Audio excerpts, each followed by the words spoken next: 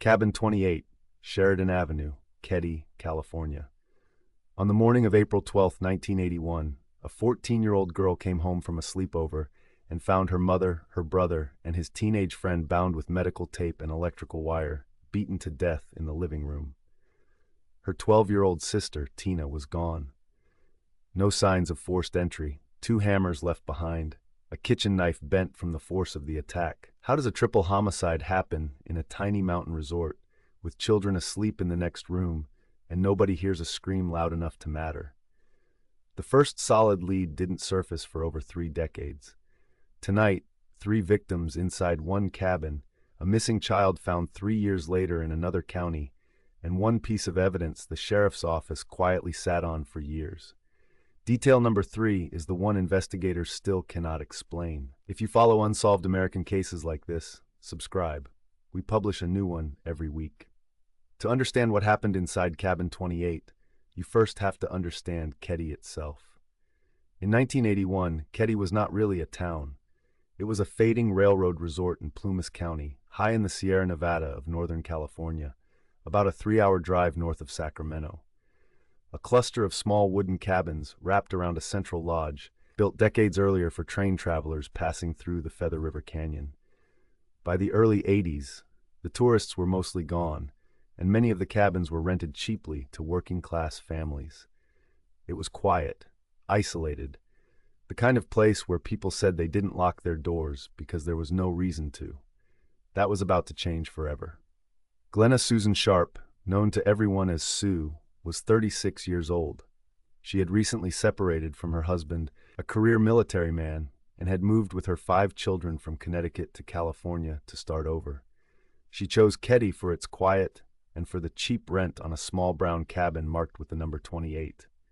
Living with her that spring were her sons John, 15, and Rick, 10, and her daughters Tina, 12, and Sheila, 14. Her oldest daughter had already moved out. On the night of April 11, 1981, Sheila was sleeping over at a neighbor's cabin just a short walk away. Rick was in one of the back bedrooms with his younger brother Greg, 5, and John's friend from up the hill, Justin Smart, who was also small, also asleep. And John, 15, had a friend over. His name was Dana Wingate, 17, and he had come up from the town of Quincy that evening to spend time with John. Sue Sharp was in the living room. Tina, the 12-year-old, was in the house.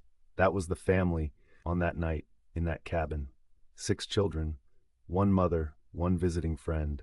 By sunrise, 3 of them would be dead and 1 would be missing. The last confirmed sighting of John Sharp and Dana Wingate came around 9:30 that night in the town of Quincy. They were seen hitchhiking back toward Keddie. It's about a 20-minute drive. What happened between the moment they got back to Cabin 28 and the moment Sheila opened the front door the next morning is where every version of this case begins to fracture. At around 7:30 a.m. on April 12th, Sheila walked home from the neighbor's cabin. She opened the front door of Cabin 28 and saw what no 14-year-old should ever have to see. Her mother, her brother John, and Dana Wingate were on the living room floor. They had been bound at the wrists with medical tape and brown electrical wire. They had been savagely beaten. The autopsies would later confirm the cause of death as blunt force trauma combined with stab wounds. A hammer had been used, so had at least 1 knife taken from the kitchen and left bent on the scene. Sheila ran. She ran to the neighbor's cabin and told them to call the sheriff. What she did not see in that first horrifying moment was that her sister Tina was not in the house. Tina was gone. And incredibly, the 3 younger boys in the back bedroom, Rick, Greg, and Justin, were still alive, still asleep, untouched. That single fact, that the killer or killers walked past a room full of sleeping children and did nothing, is one of the details that has haunted investigators for over 40 years. When the Plumas County Sheriff's Office arrived, they were, by almost every later account, not remotely prepared for what they were walking into. Plumas County is small, rural, and in 1981, its homicide caseload was essentially 0. The crime scene, according to later reviews by outside investigators, was not properly secured. People walked through the cabin. Evidence was moved. Photographs were taken, but many of them were incomplete. A bloody fingerprint on the railing outside was noted, but its handling would later become one of many points of criticism. 2 hammers were found at the scene. A butcher knife was recovered, bent. Lengths of medical tape and appliance wire had been used as restraints. Investigators believe the attack was extremely violent and lasted several minutes.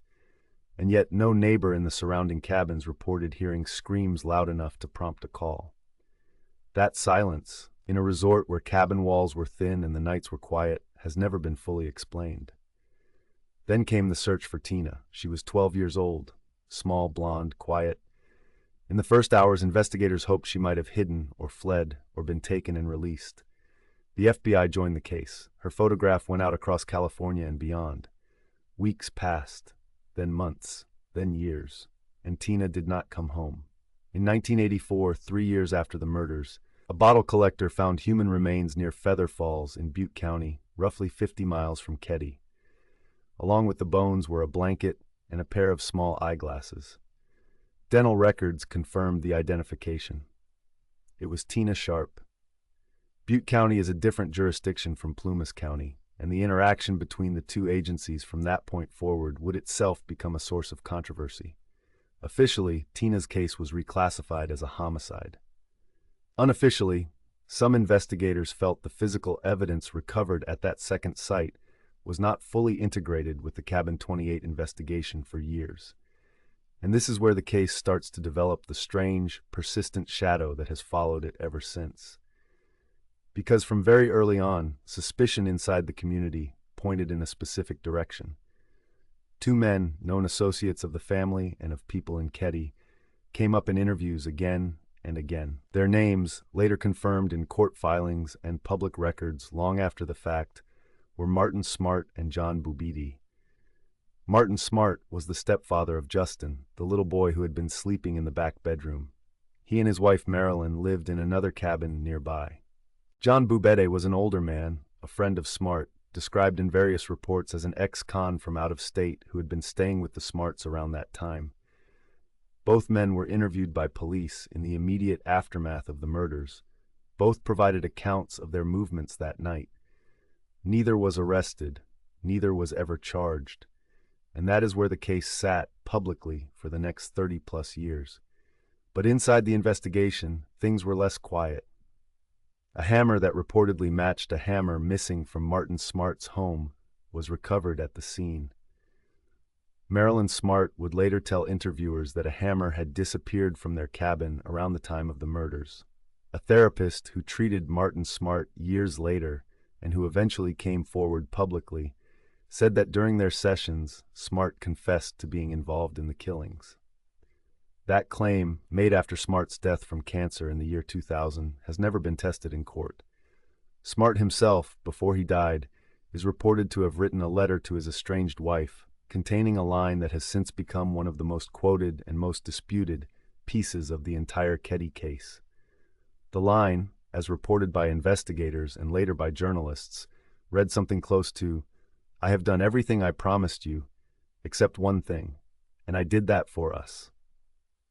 Whether that referred to the murders, to something else in their private life, or to nothing at all, is something we simply cannot say with certainty.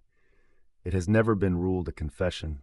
It has also never been fully explained. Before we go further, there's the detail I promised you at the start, the one investigators still cannot fully account for. In 2013, more than 3 decades after the killings, the Plumas County Sheriff's Office announced that a hammer had been pulled from a small pond near Camp 18, an area not far from Keddie. That hammer, they said, was consistent with weapons believed to have been used in the attack. Around the same period, in a separate development, investigators disclosed that a piece of audio evidence, a taped call reportedly received by Butte County authorities in 1984 in connection with Tina Sharp's remains, had been quietly held in the case file for years.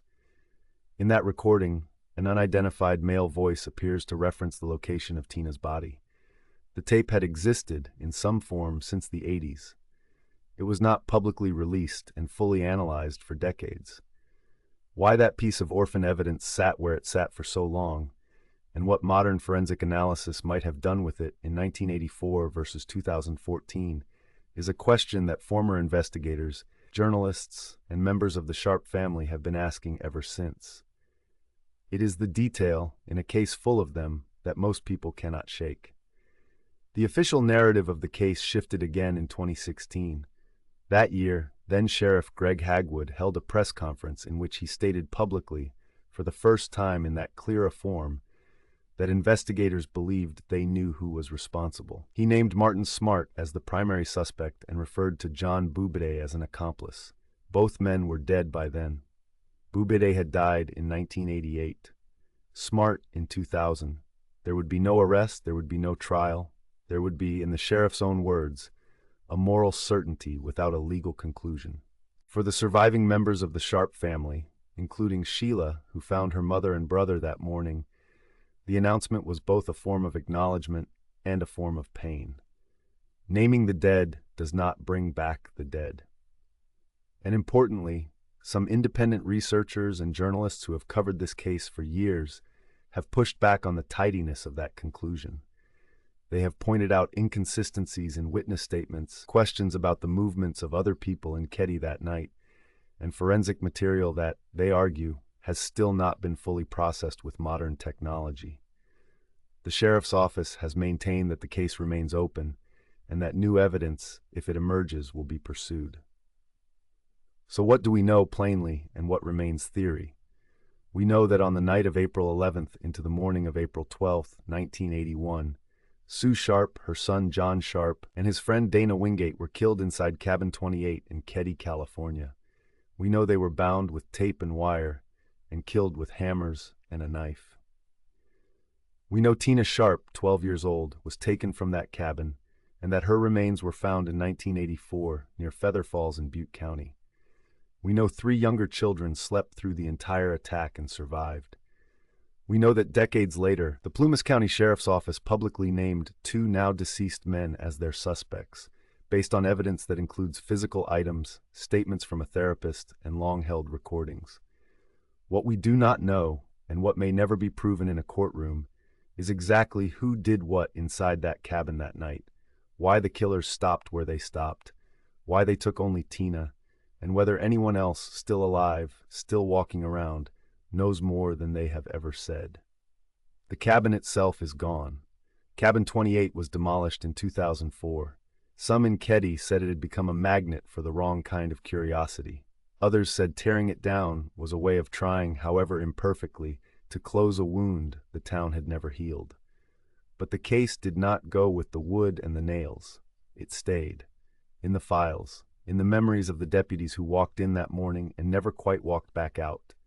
In the surviving children, who are surviving adults now, and who have spent their entire lives carrying a night they should never have had to carry. Sue Sharp was 36, John was 15, Dana Wingate was 17, Tina Sharp was 12. Those are the 4 names that matter. Everything else, every theory, every documentary, every rumor exists in service of them. And 40-plus years later, the door of Cabin 28 is still, in some sense, open, waiting for whoever it is that finally decides to close it. If this case stayed with you, do the one thing that keeps stories like Keddie from being forgotten.